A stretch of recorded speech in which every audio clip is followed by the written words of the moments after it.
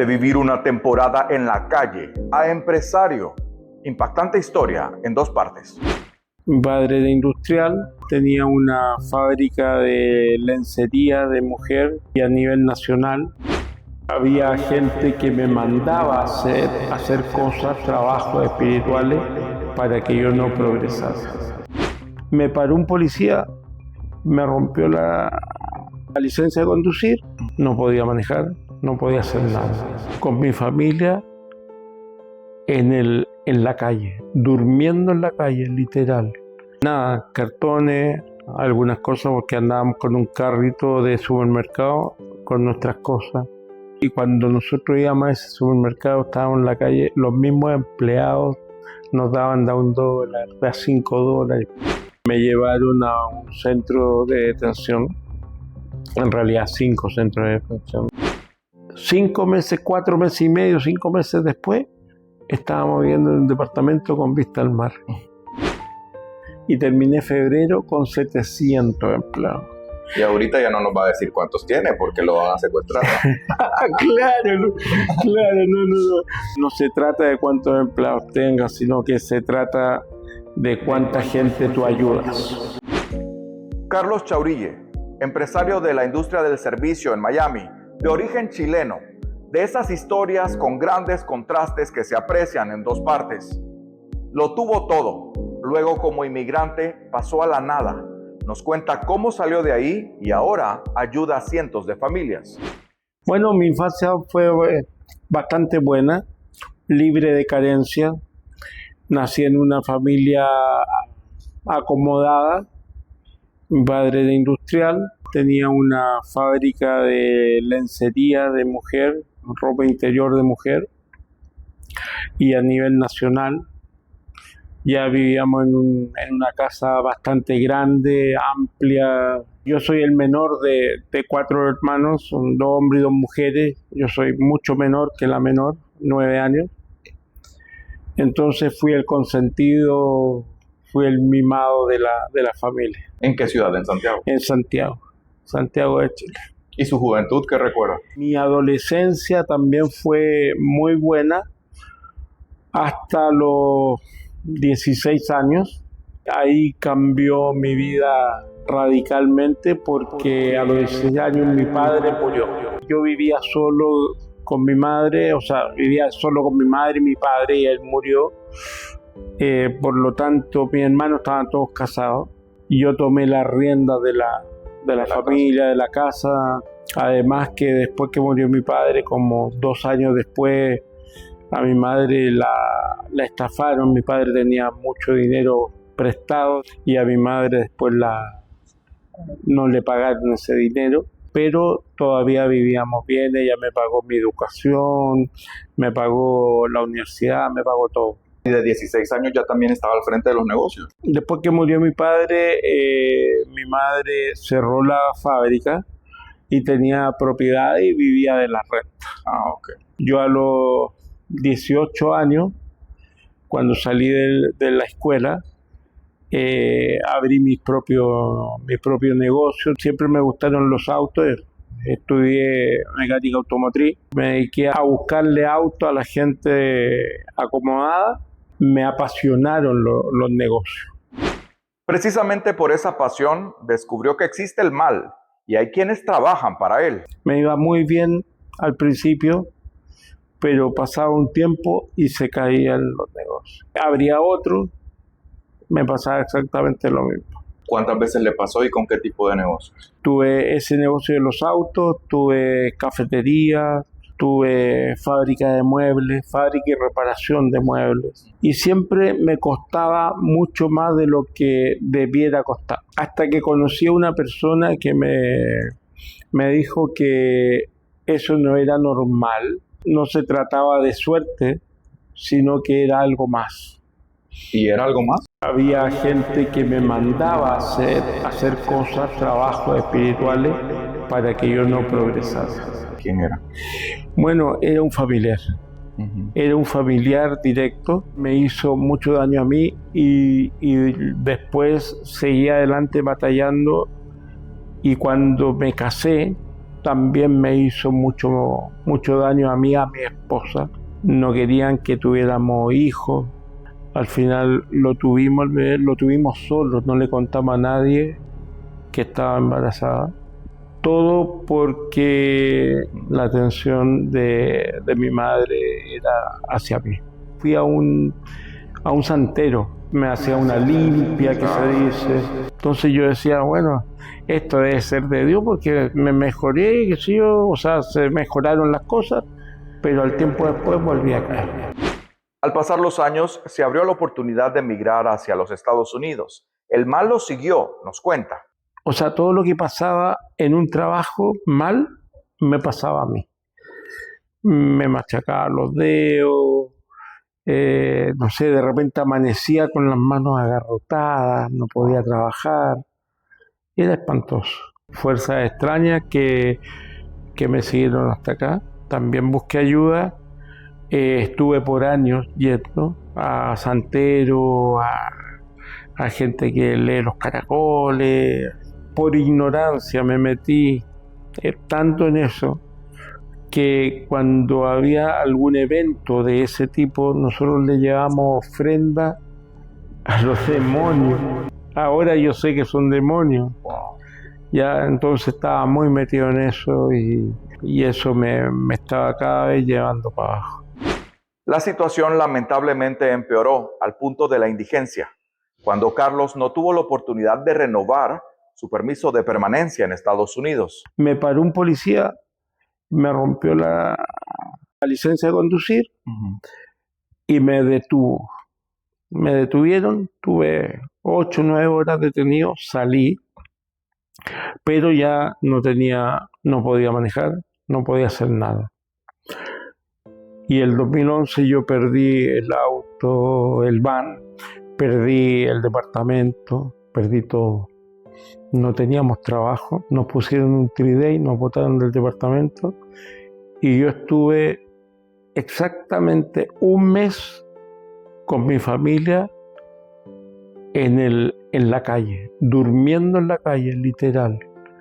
Habían días que mandábamos a mi hijo, que tenía como 8, 9 años, lo mandábamos a la casa de un compañero que durmiera allá, pero a veces no. Entonces dormíamos literalmente en la calle con mi familia, mi esposa, mi hijo y yo. Literal en la calle porque también el carro se lo habían quitado.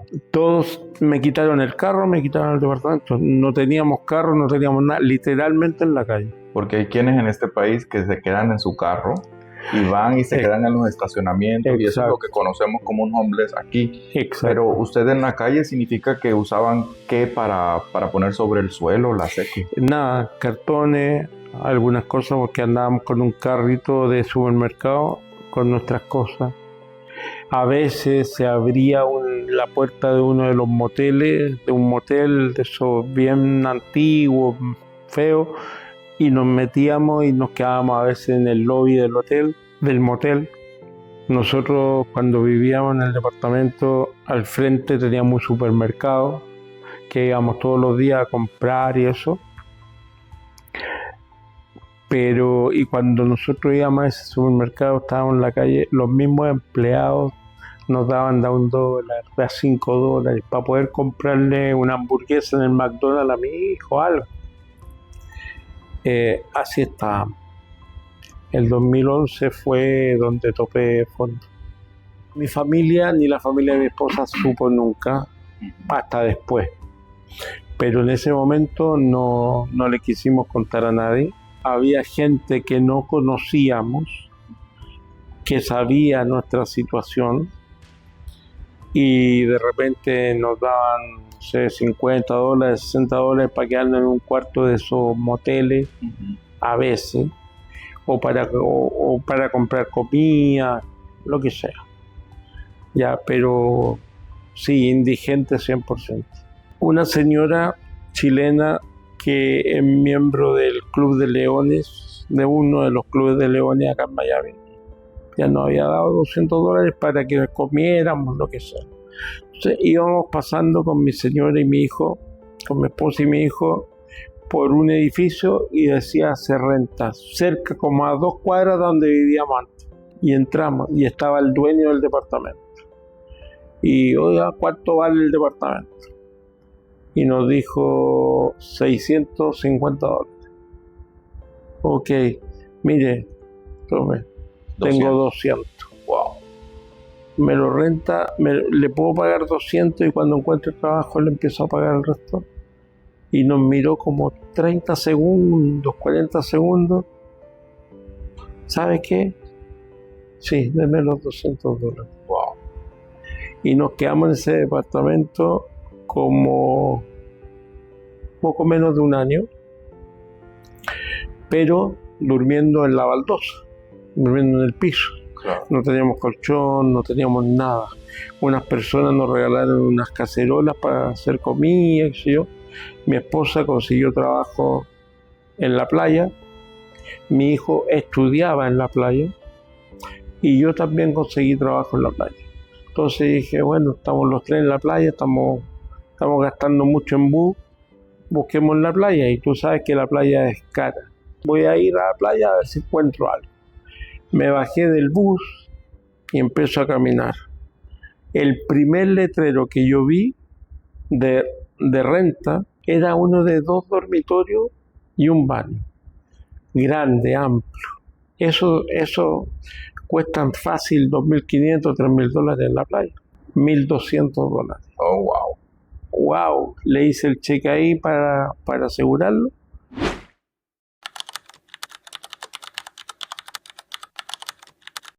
Porque el 2012 a mí me vino un infarto, un ataque al corazón, fulminante fuerte, muy fuerte, y estuve deshabilitado por algunos meses. Entonces cuando ya estaba mejor, mi esposa trabajaba en un restaurante y ella conocía a un tipo que hacía delivery, que tenía una compañía de delivery. Entonces me dio el dato de él y lo llamé. O sea, me dio el contacto, lo llamé y me dijo, sí, claro, yo te doy trabajo, no te preocupes. Anda el domingo a las 10 de la mañana a tal parte. Y yo, ok, fui y no encontraba la dirección. Y lo único que había en esa dirección, en esa parte, era una iglesia. Dije, qué raro, una iglesia.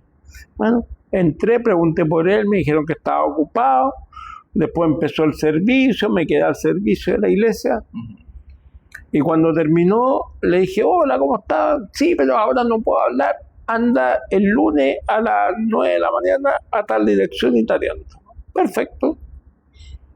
Y fui, y era un restaurante. Qué raro. Bueno, es más o menos lógico, él se dedica a delivery, es más o menos lógico. Claro, exacto. Y de repente conversando, no, si es que aquí hay desayunos gratis, me dice. No, te creo, sí, y me quedé, llegó él. Hola, ¿cómo estás? Empezó y era un capítulo de la fraternidad. Ahí conocí gente excelente,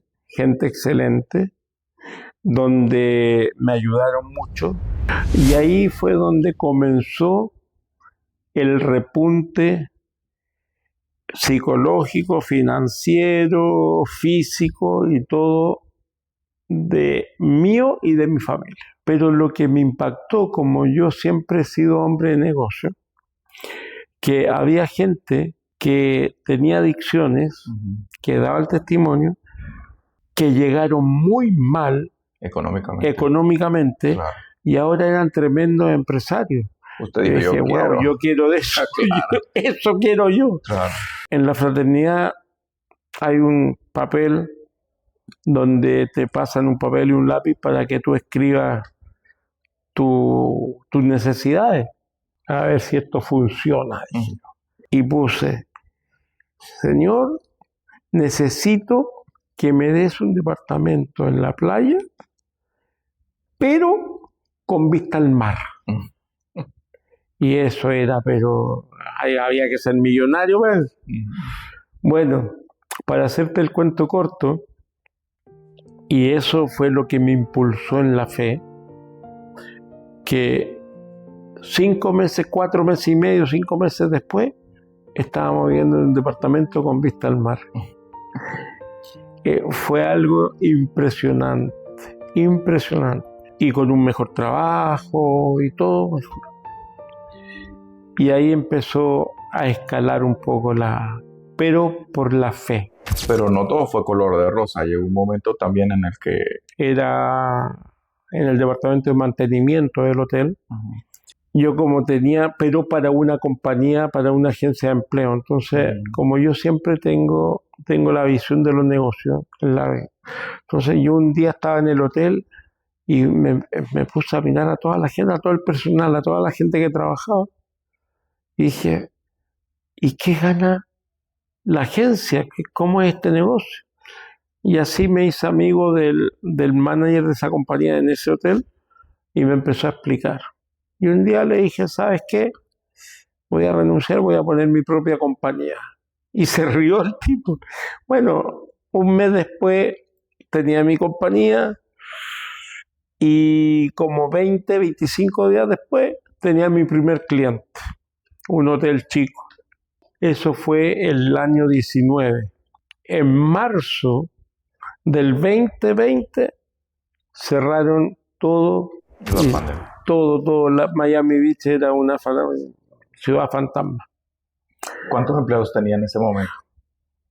Tenía, porque era chica, tenía como 15, 16 empleados en 2 hotelitos chicos. Claro. Le pedí a Dios, Señor, yo tenía 15 empleados, pero necesito terminar este año, diciembre, estábamos en septiembre, diciembre con 50 empleados.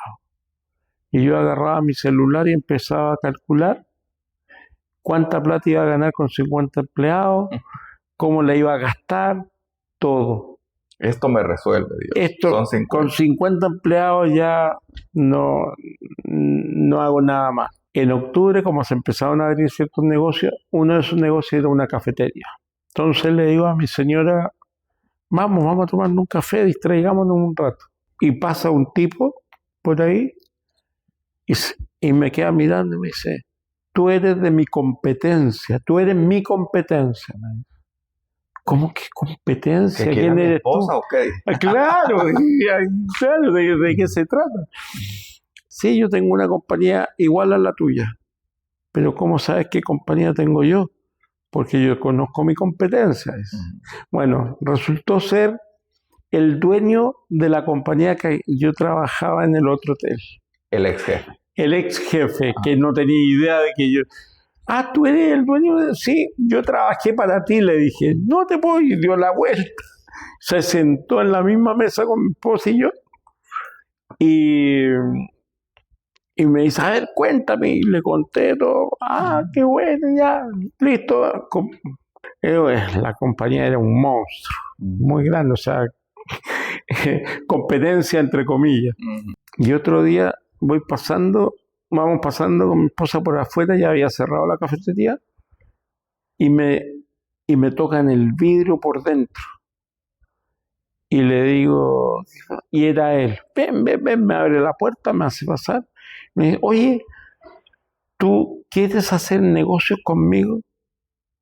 Mira, no sé si quiera hacer negocios contigo, pero lo que sí sé es que quiero mi jubilación.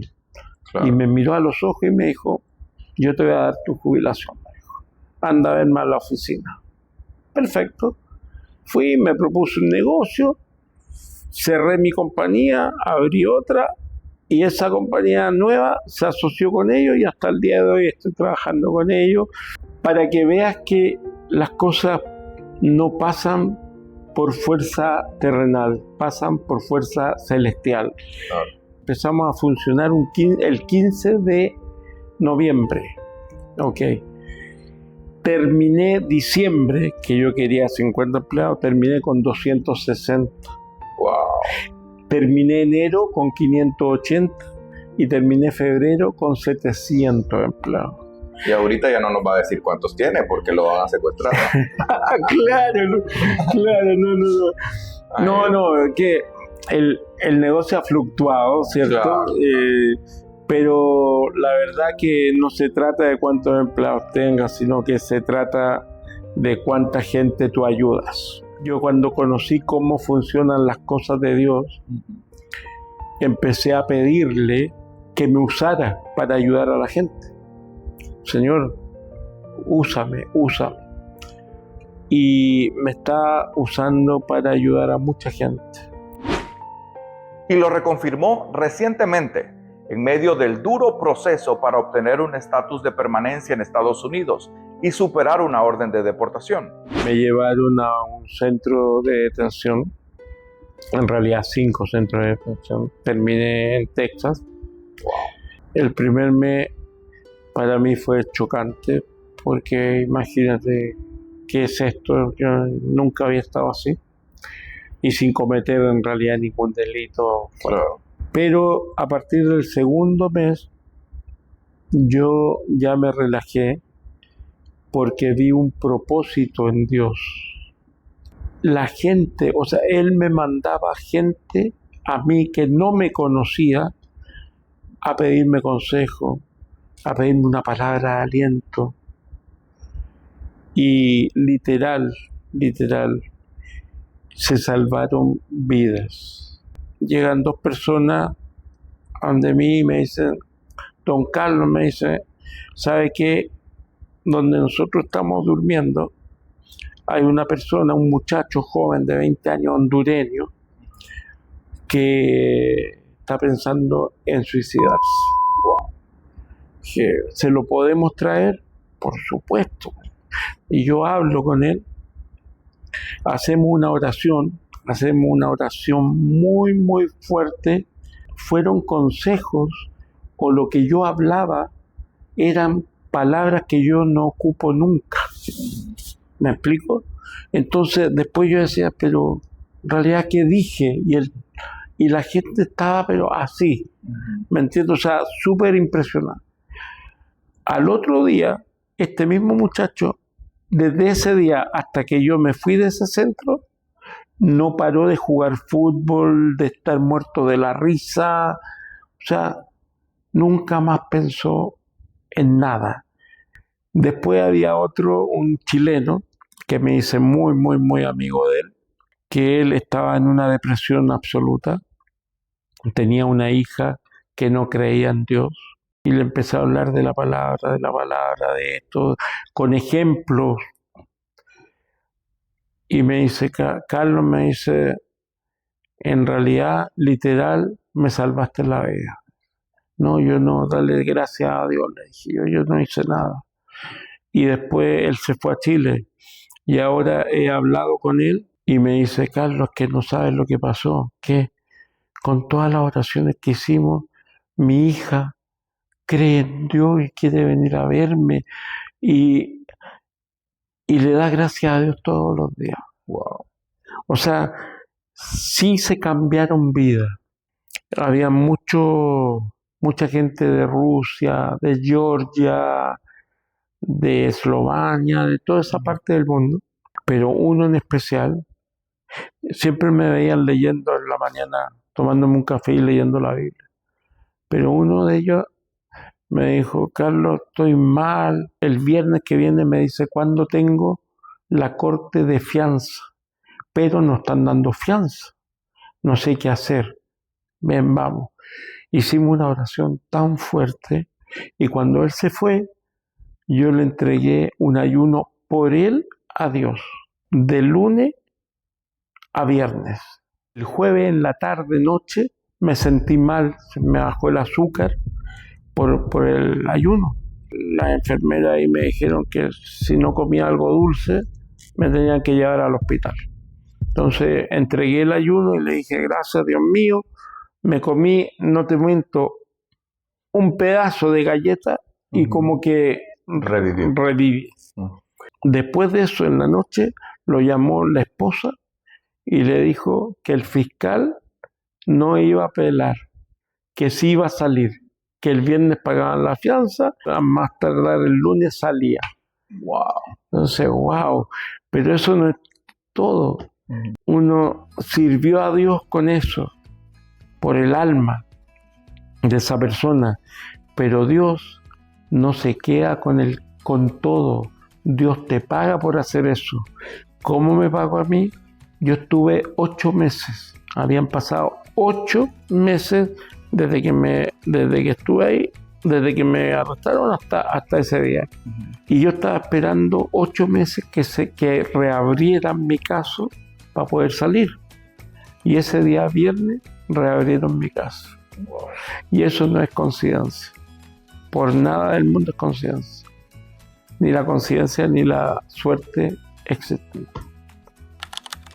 Es que mientras más limpio tengas el corazón, más alineado estás con Dios. Tú no puedes tener nada contra nadie. Por ejemplo, a mí me han robado mucho dinero. A mí me han hecho mucho mal, el que te conté al principio. Yo no tengo rencor contra nadie. Contra nadie. Mientras tenga rencor, mientras tenga envidia, celos contra alguien, la alineación con Dios no se va a dar 100%. Cuando no sabía mucho de Dios, yo leía libros científicos de cómo atraer las cosas. Son una copia fiel del manual de vida que yo tengo, que es la palabra de Dios. Ser correcto en la vida no es difícil y además es gratis. ¿Ya? Y si tú enfocas los negocios según la perspectiva de Dios, no, es imposible que te vaya mal. Es imposible que te vaya mal. Recuerda una cosa, que nada de lo que tú tienes es por ti. Somos administradores de Dios. El verdadero propósito de Dios es, te da todo lo que tú tienes y te dice cómo invertirlo. Y la única forma de invertir es darle al que no tiene. Hay personas que están meses sin trabajo. Yo sé lo que es eso. Ya Dios me hizo pasar por todo, desde abajo hasta arriba, para saber, para sentir el sufrimiento ajeno. Y por el sufrimiento ajeno, ya, y por mi pacto con Dios de ayudar a la gente, de dar mi testimonio, de tratar de ganar almas así para Él. Y Él me va a dar los recursos que yo necesito, me va a dar los consejos que yo necesito, todo. Entonces es imposible que te falte algo. Imposible que te falte algo. Sin fe no tienes nada. Nuestro Señor Jesucristo no te decía, mi Padre te sanó, no te decía, yo te sané, no, los apóstoles no, decía, tu fe te sanó. Somos hechos a semejanza de Dios, imagen y semejanza, y Él es un Dios creador. Cuando hay una situación en el negocio, en alguna cosa, yo nunca me pongo nervioso, porque los nervios son falta de fe. Ok, este negocio es de Dios, Dios sabrá cómo lo arregla. Accionemos, a ver, veamos esto, pero de que se soluciona, se soluciona. Dios premia la fe. La impactante historia de Carlos puede inspirar o incluso salvar una vida. Así que a compartir y a esperar más grandes testimonios en 2 partes. Les saluda Juan Carlos Paz. Hasta la próxima.